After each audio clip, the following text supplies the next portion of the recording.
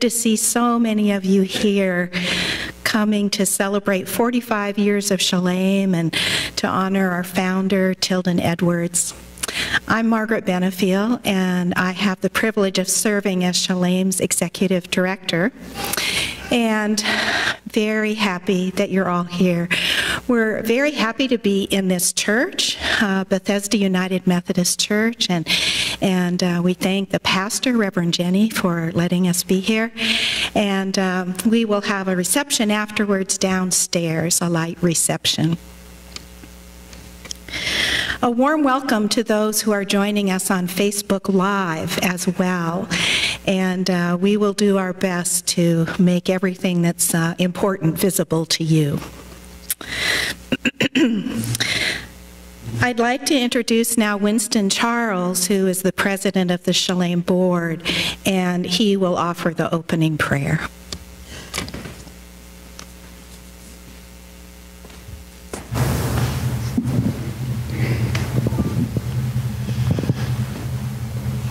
As is appropriate, the opening prayer will be a moment of silence.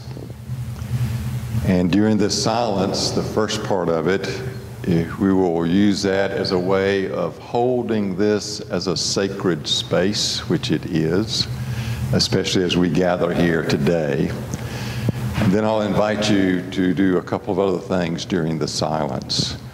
So I'm going to ring the bell, and just for a minute, if we can just hold this gathering as a sacred space in the presence of the divine.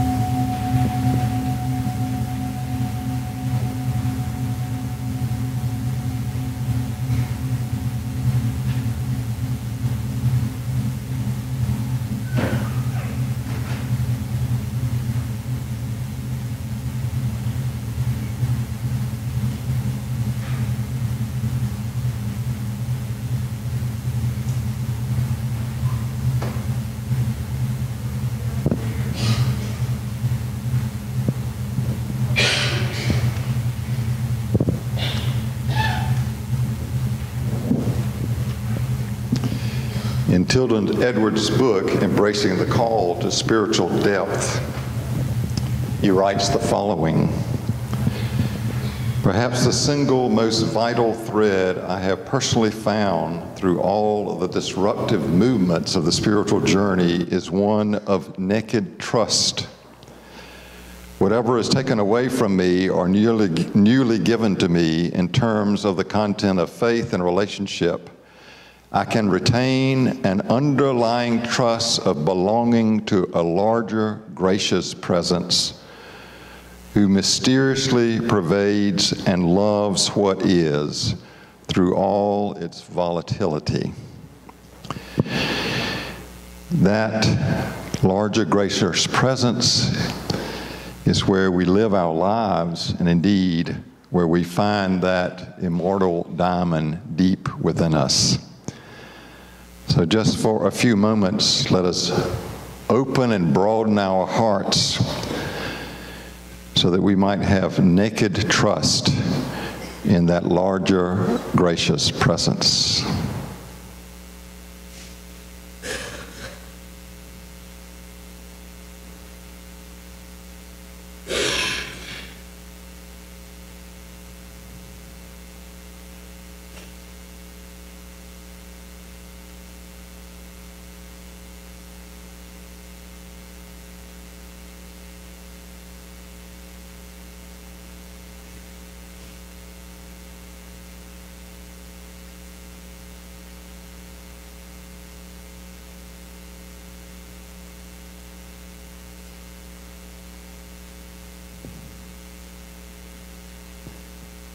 We gather here today in the presence of two great teachers of the contemplative way. Tilden and Richard have been very important to everyone here, either one of them or both of them. So let's just take a moment of offering thanks silently for their presence and their teaching that have opened our hearts to the larger, gracious presence.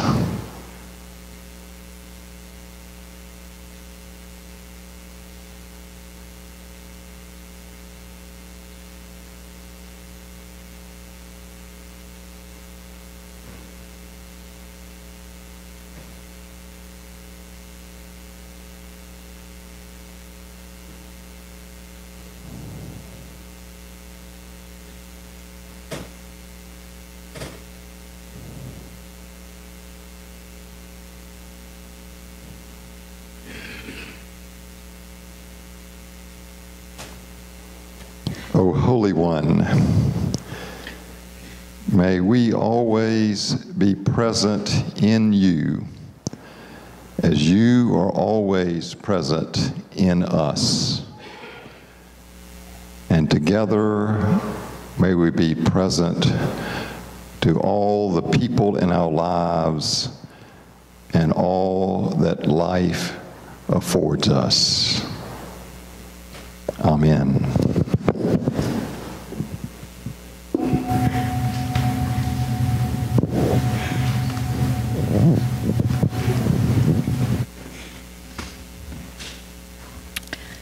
Thank you, Winston. By the way, the air conditioning is on full blast, and so we're hoping it will have more of an effect soon.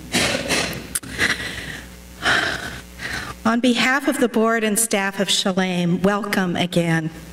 We're glad that you've chosen to join us this afternoon.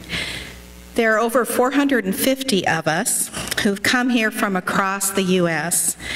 And also on Facebook Live, we know we have people from across the U.S. and Europe at least. And we're hoping that we have some from Shalem, Korea, who will be watching the recording later. In addition to the Facebook Live camera, Susan Etherton will be taking photos this afternoon. And some of the photos may find their way into Shalem publications, so if you prefer not to have your photo taken, please let her know and just show that you don't want your photo taken, and she'll honor that request. So Susan, that's Susan. Thank you, Susan. The Shalem Institute serves those who seek spiritual deepening in all of life. For 45 years, we have welcomed individuals wherever they are on the path of spiritual discovery. Our programs center on contemplative teaching and practices that open the mind and awaken the heart to the living Spirit. Shalem is grounded in the Christian contemplative tradition, and at the same time, we draw on wisdom from many different traditions. We're privileged to have on our staff and in our programs many of the world's foremost spiritual speakers and writers, including our founder, Reverend Dr. Tilden Edwards, whom we are delighted to honor this afternoon. Shalem began inauspiciously with an ecumenical contemplative weekend retreat in 1973. There were no plans for a permanent organization at that time, but the Spirit led those first seekers on a pilgrimage that continues to the present day, 45 years later. Shalem has always sought to keep prayer primary in all programs and in organizational life. We seek to live with a trustful and expectant attitude that trusts that the right people will show up, the right decisions will be made, and the next direction will become clear if all is done in prayer and openness to God's guidance. We fail regularly, of course, but we seek to begin again each time we fall. Today, we are honored to have Father Richard Rohr with us as we look back on 45 years of Shalem and as we honor Tilden. Richard is no stranger to Shalem, as he has been a friend and supporter for many years. He is a recipient of our Contemplative Voices Award and spoke at our Gerald May seminar. Father Richard is a Franciscan priest, the founder of the Center for Action and Contemplation in Albuquerque, New Mexico, and an internationally acclaimed author and speaker. He's known for his work articulating the practice of contemplation and self-emptying, expressing itself in radical compassion, particularly for the socially marginalized. Richard, thank you so much for joining us today, and Richard will speak now.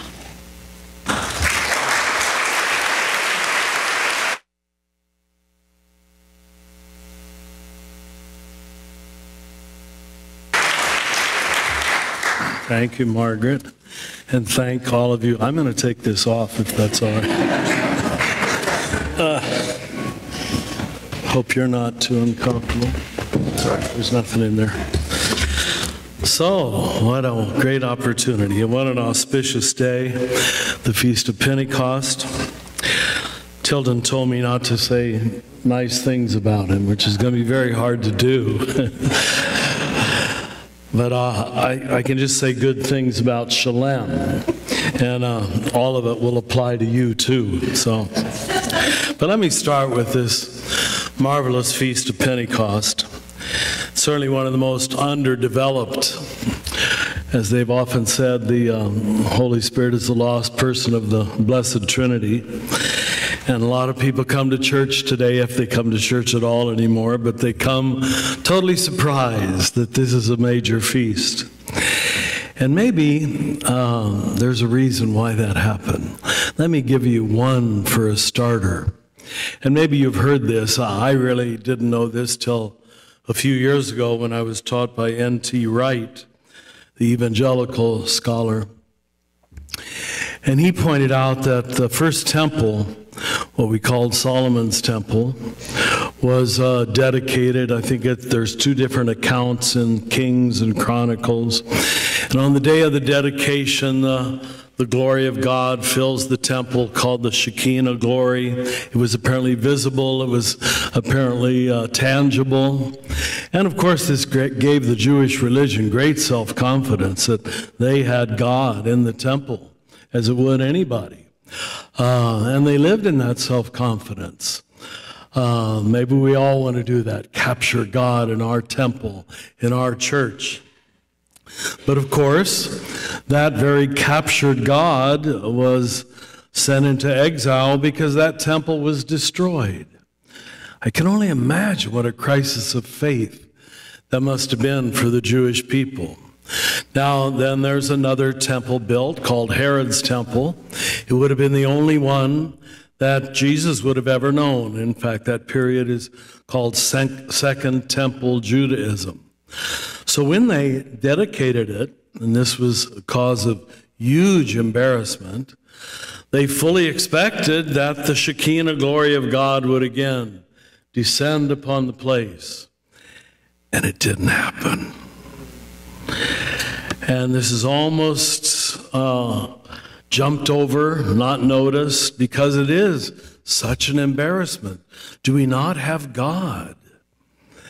And N.T. Wright is of the belief that even what emerged as the legalism, ritualism, what we called Pharisaism, that emerged in that period was the attempt to, if we obey the law perfectly, if we do it right, maybe God will return. And I think that's always the great temptation, that God has abandoned us, but if we do the law perfectly, God will return. And they live in this period for some hundreds of years, till the time of Jesus. Now, only with that background, which I never had been told, are you prepared for what happens in the upper room on Pentecost. And the descent of the glory of God happens, but not on a building, but on people. On people. Going out of its way to point out many nationalities and many groups. In fact, it's noted it's 120 people, which seems to be the 12 top tribes of Israel multiplied to symbolize universality. Why else would they go out with somebody counting? There were 120 people. No, it obviously is talking about all of us, everybody. We now have, like the Ark of the Covenant, a movable temple. And in fact, N.T. Wright goes on to say that he believes the supreme idea in all of Paul's letters can be summarized in one sentence.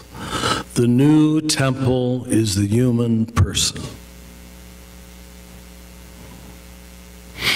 I could stop right there because I believe that's, without exaggerating, that's what Shalem has tried to do for 45 years. If you've read any of Tilden's books, some of them have these marvelous titles. Well, all of them have marvelous titles, but two of them struck me. Living in the Presence, Disciplines for the Spiritual Heart. Embracing the Call to Spiritual Depth. And then the one that influenced so much the founding of our own living school, that little book that isn't so well known, The Promise of a Contemplatively Oriented Seminary. I don't think a single denomination has achieved any success. We all gathered at Snowmass, was that 8-9 years ago?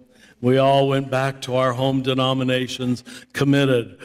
Let's found one seminary in one Christian denomination that teaches contemplation not as a little add-on, but as the fundamentum, an epistemology of love, not telling people what to see, but teaching seminarians, future ministers, how to see.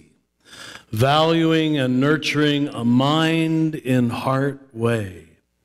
You have such a good way of saying things, Tilden. And I think that's the continuation of the message. In fact, in footnote 10, written by you, you probably don't remember it. You say, being in the Spirit doesn't mean being open to some force completely external to the self. Rather, it's being open to the transpersonal divine energy field hidden within us and within everything else. I love that term, energy field, because I believe that's what you're in when you're in the Spirit. And that's why no one has it alone. It's shared. You can only drop in and drop out, I guess, too. From that spirit energy melded in our spirits, everything good, true, beautiful, and loving emerges. But you know what we continued to do was localize the Spirit in buildings. At least we Catholics did. We love to build beautiful buildings and decorate them up real pretty. The only trouble is that gives you the false impression that God's here and not there. And that's the lie. There's no place where God isn't. And once God created a movable temple, a temple localized in the human person, he really took away from us, she took away from us all power of idolatry, all localizing God anywhere so we could think we have it and you don't. That's the great lie of organized religion, to capture God. And as I look at the work of Shalem, it was always again and again emphasizing without any hesitation the growing up of the individual person. You know, I think maybe almost the transition passage, at least for me, I don't know if everybody in the Scripture would agree with me on this, but for me is Jeremiah 31. Where Jeremiah talks about a new covenant. Let me read a little bit of it. I'm sorry to tell you I tore this out of the Gideon Bible at my hotel. I hope no one in my room wants to read Jeremiah 31.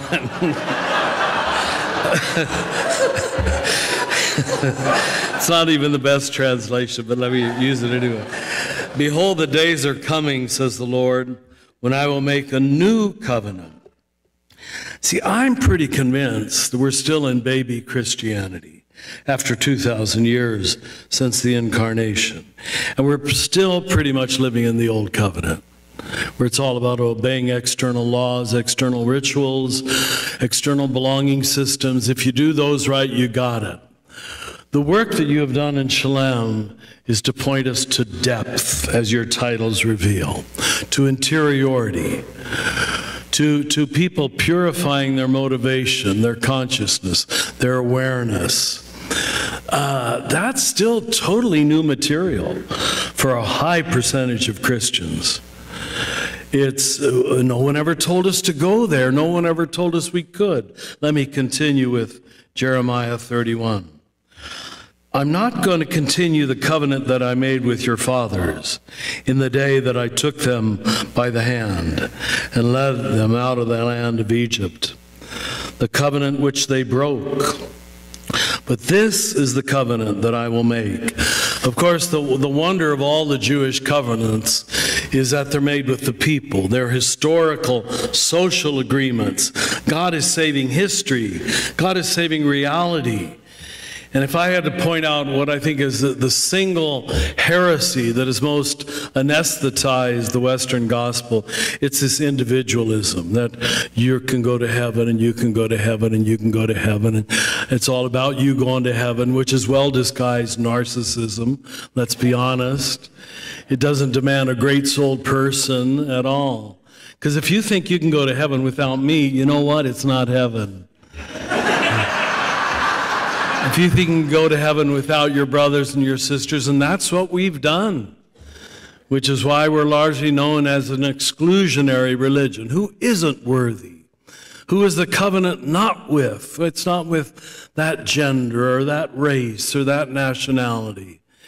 And you know this because most of us look like we're older.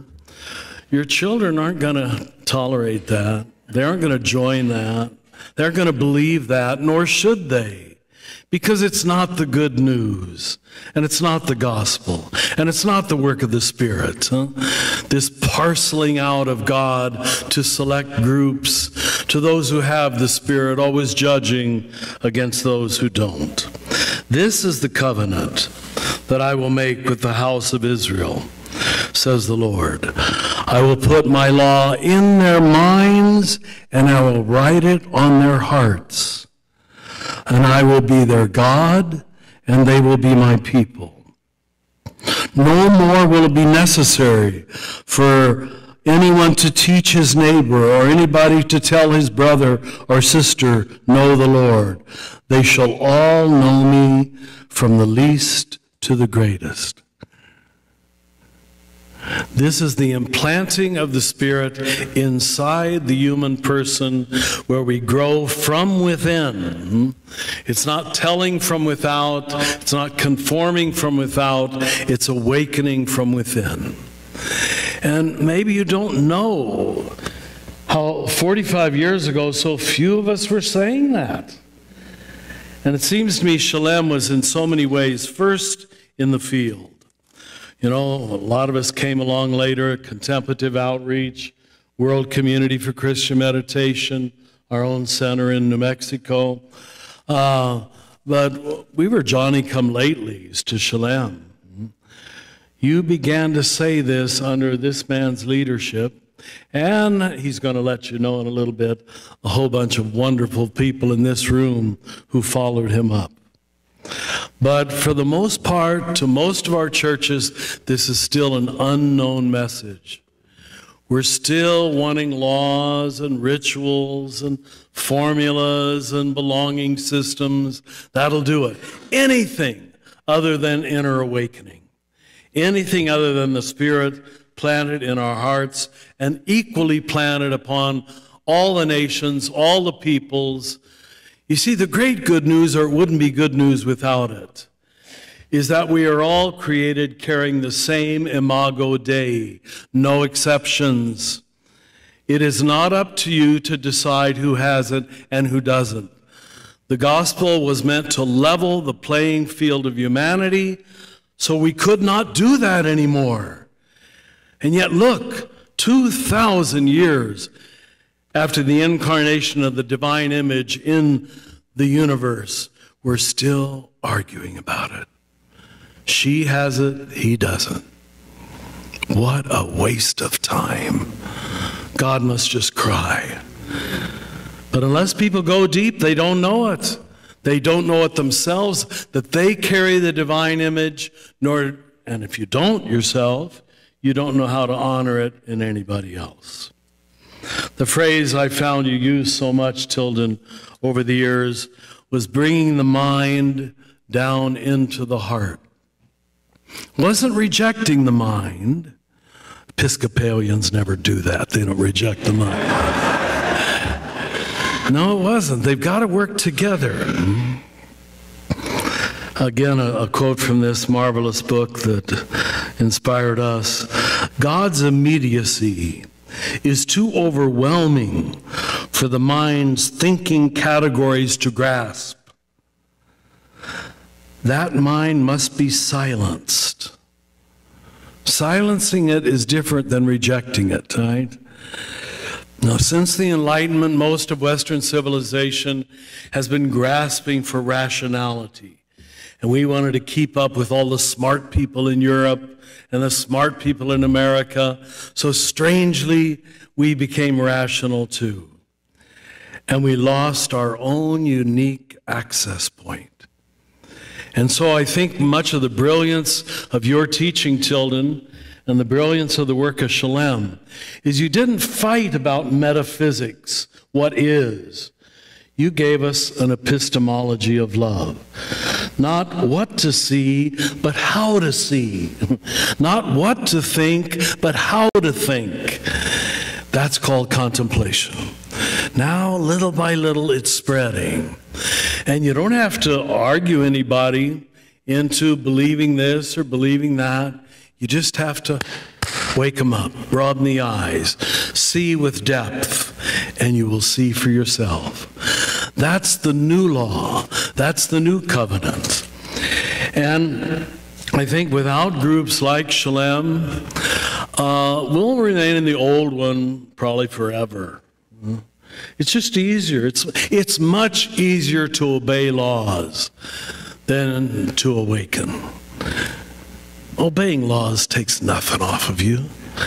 It asks very little of you. It makes you feel like you're superior, but in fact the heart does not need to be awakened at all. So I thank Shalem for this work of 45 years, because I know the self-doubt, the self-questioning you have to go through. Am I crazy? How could this be right if everybody else isn't saying it? Now we're of the opinion if everybody else is saying it, that probably means it's wrong. I don't know if you ever read that study of Luke's gospel, but where one author said, every time in Luke's gospel the word the crowd is used, it's always to reveal the lie. The way everybody thinks is always wrong. Because everybody thinks in this dualistic, argumentative way, trying to prove that their group is right and another group is wrong. What a waste of time. Do you really think that makes you right because you've proven someone else is wrong? Do you really think that is going to awaken the world if we waste another minute on proving that we've got the truth and other people don't? My own Franciscan tradition said, there is no truth unless it is lived and spoken with love. And I thank you, Tilden, and all the wonderful people of Shalem for bringing our mind down into our hearts. Not telling us to throw out our mind, but teaching us how to let them work together. Thank you. Thank you.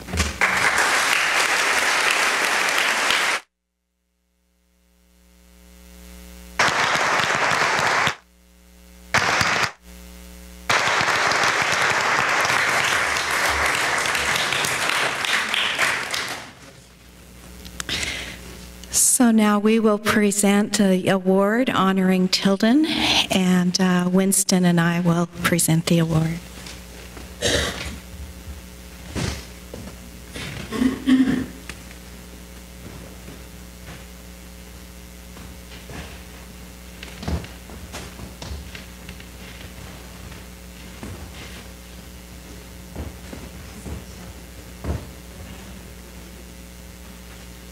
for all your good work in supporting the renewal of contemplative Christianity, in bringing the mind to the heart and calling us back again and again. Thank you.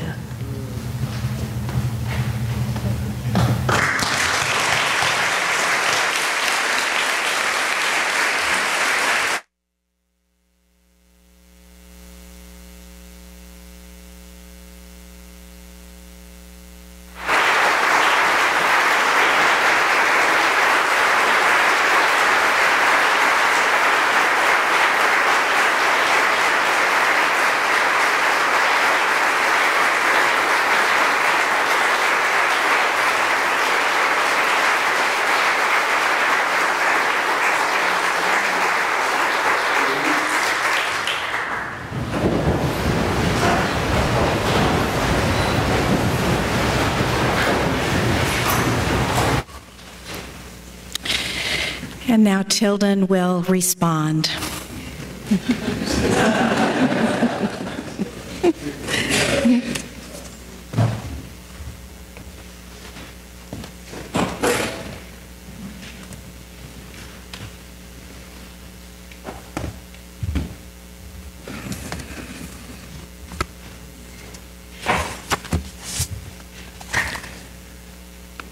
Well, first let me thank my dear brother Richard for being willing to be with us today. He's been such a great inspirer and companion for so many years, and he has taught me a great deal. And when I hear him, I just feel like what the Center for Action and Contemplation stands for and what Shalem stands for are so close. And when I read his books and hear his talks, it's always a sense of yes, yes inside. That is a shared understanding of what life is about and God is about, reality is about.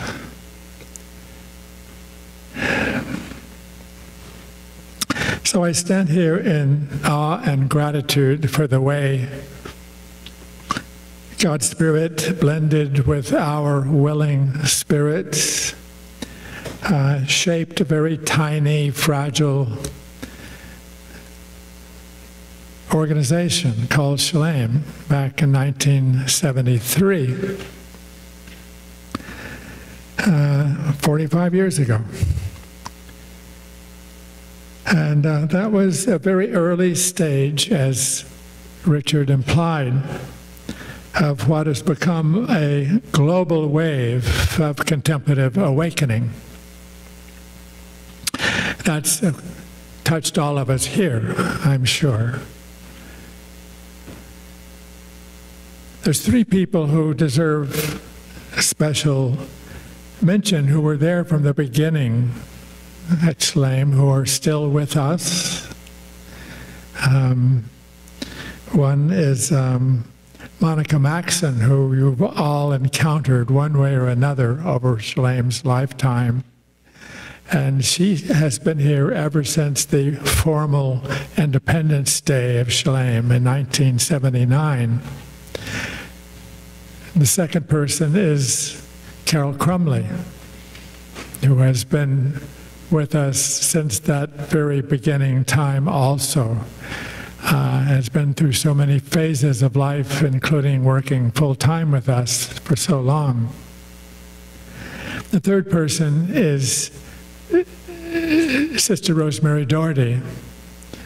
How many people here have been with Rosemary at some point? I'm just so sorry that her Parkinson's disease has kept her in her nursing home. We had hoped to have her here in her wheelchair today, but she just couldn't make it and sends her best to us all. But she was so special from the beginning. It's in the very first spiritual direction program Shalem had, and we quickly saw what she could gift us with for many years after that. And there's yet one more person to mention who's not here, who's not in the flesh with us anymore, and that's Jerry May.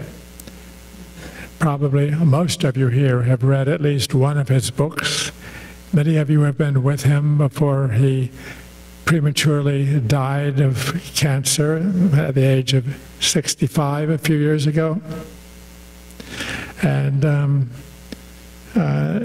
his pioneering books on psychology and spirituality, especially contemplative spirituality, still live, and still Jerry is with us in spirit as well as in his many, many books bequeathed to us.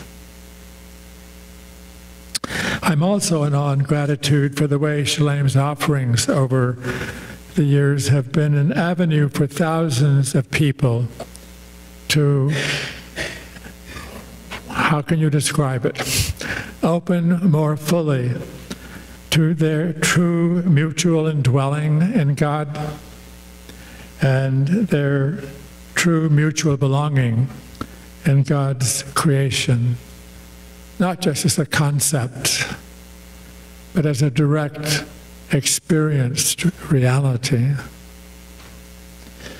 And so many of these people, so many of you, have been led to bring that transformative, contemplative grounding and leadership to your churches and your families, your workplaces, and your social action.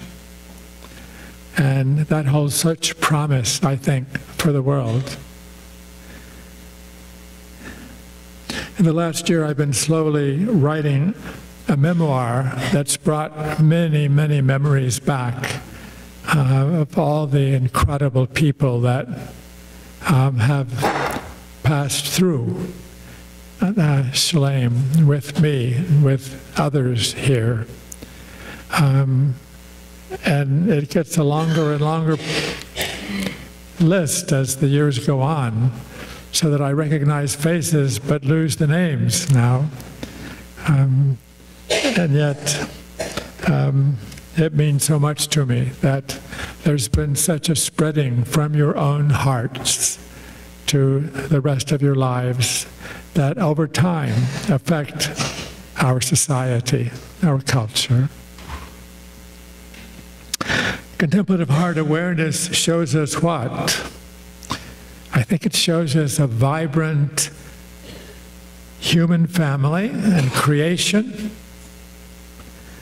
an inclusive human family and creation. Everything belongs together.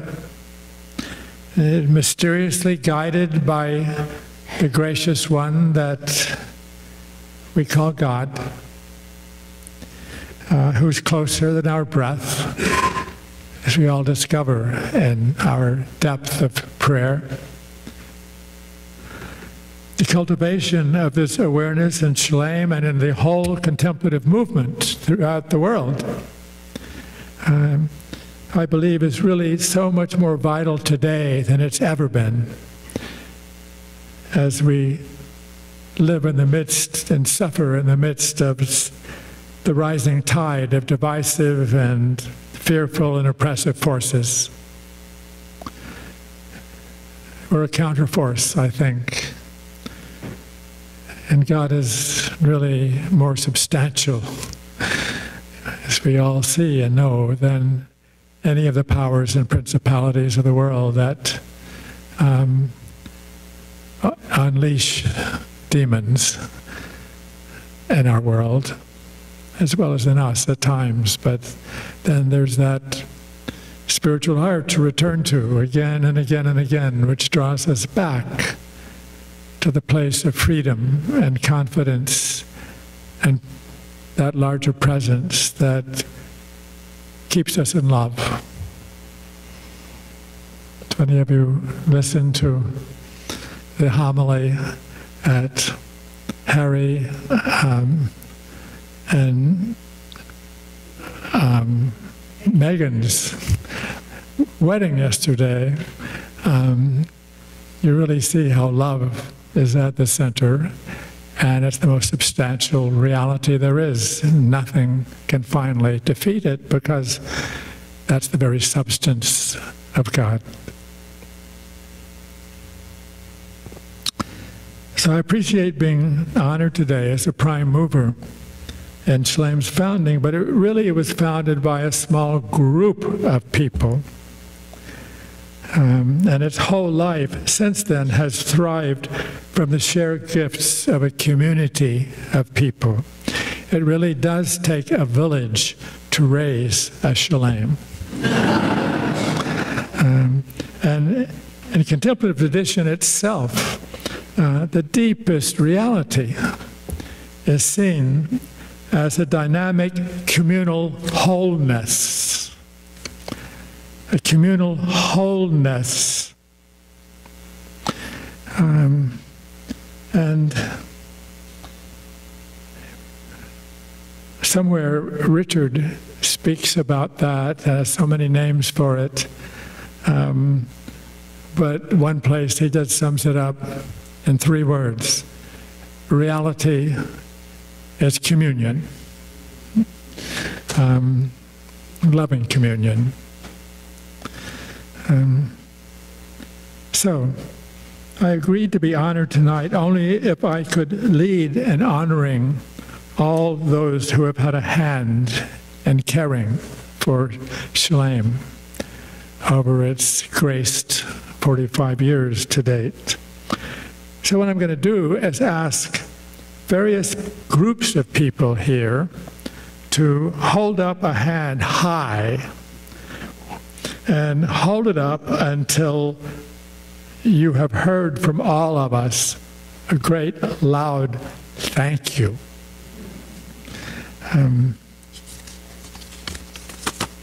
not going to name people individually in the short time we have, or say anything about the wonderful work they do.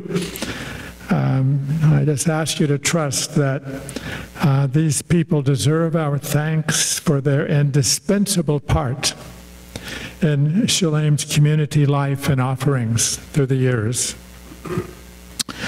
And many of you have had multiple roles, are in multiple groups that I'm going to be mentioning, so you might be raising your hands a lot of times. So, first of all, I'd like to ask all present and past office staff to raise their hands high. All present and past people who have had jobs in the office. Okay, so let all the people say, thank you. Next, let me ask the present and past Extension Program directors and the director of our online programs for everyone that's begun a few years ago to raise their hand. Okay. And let all the people say, thank you. Now let me ask all present and past associate staff who work with the program directors or who have led Shalem retreats or workshops, written blogs or articles. Hands up. All right, let all the people say, thank you. Now let all present and past board of directors members raise your hand. Let all the people say, thank you. Now let any volunteer regional directors and their team members for the Shalem Society of Graduates raise your hand. Let all the people say, thank you. Now all who have been volunteer helpers for Shalem at some point, who have been financial contributors to Shalem, or have participated in any of Shalem's offerings? Raise your hands. A lot. Okay, there we go. Let all the people say, thank you. How about all of you who have prayed for Shalem at some point? Let all the people say, thank you.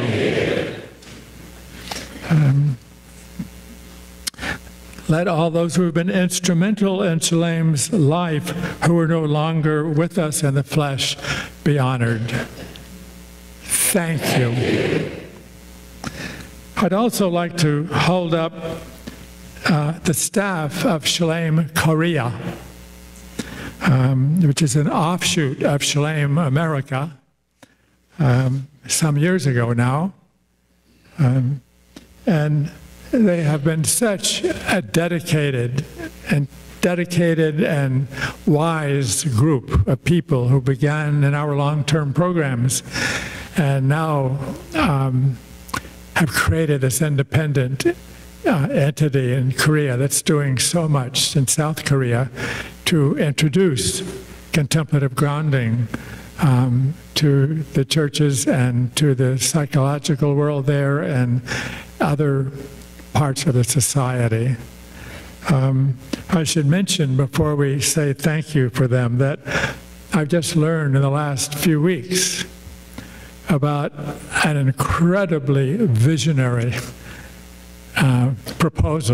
project that has just been sent to a major American foundation for a 5-year project that will bring major contemplative grounding to 6 Asian countries besides Korea, to Japan, to Taiwan, to mainland China, to the Philippines, to India, and to Myanmar, Burma.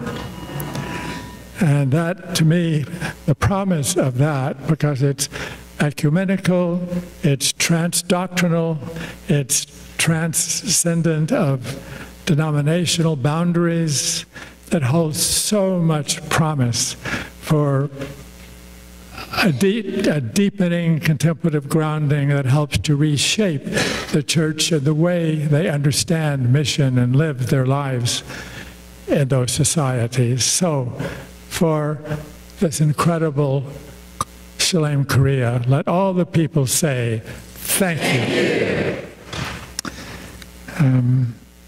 That proposal was done with the help and input of Margaret, Benefiel, and some other staff.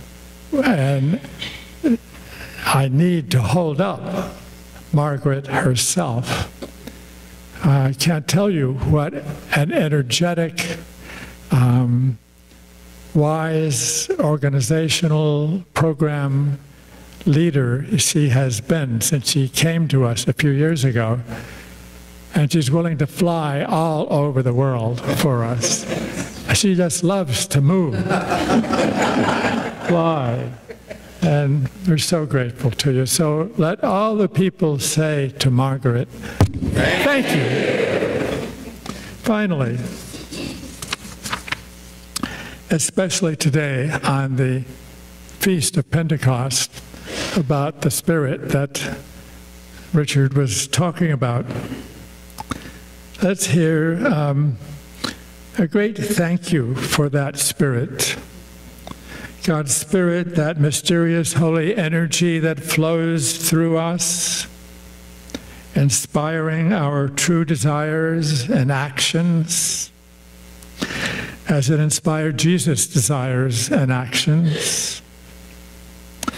The Holy Spirit, who is ever inviting us to serve that great vision of the kingdom of heaven.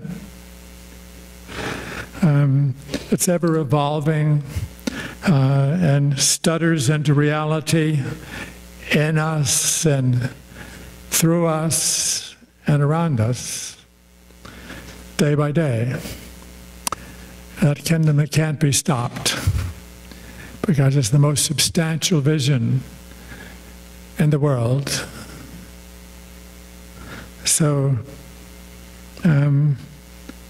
for that spirit, let all the people say, thank you. And may that loving, liberating spirit continue to live through Shalem's offerings and community through many years ahead. And thank you all for being here. I'm so grateful for what Shalem is and what you represent.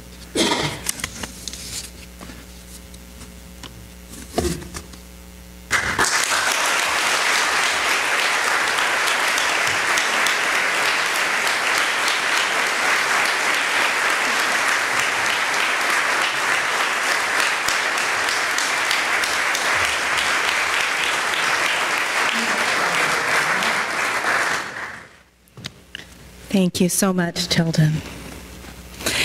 I invite you now to hold in your hearts the wise and heart-spoken words of Tilden and Richard during this musical interlude.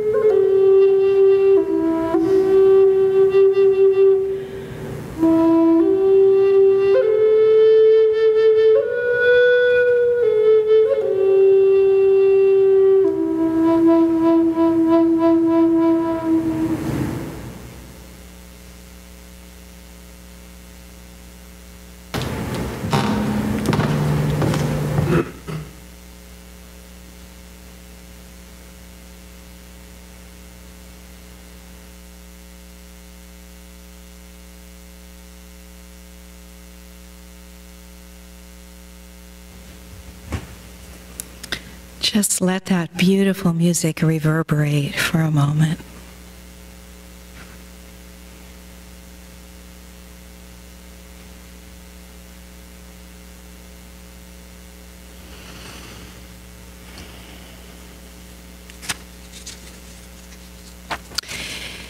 And now I'd like to introduce Jessie Smith, who's a Shalem board member, and she will moderate a dialogue between Richard and Tilden, and then if there's time, if they decide they've said enough to each other, then there'll be an opportunity for maybe a couple questions from you all.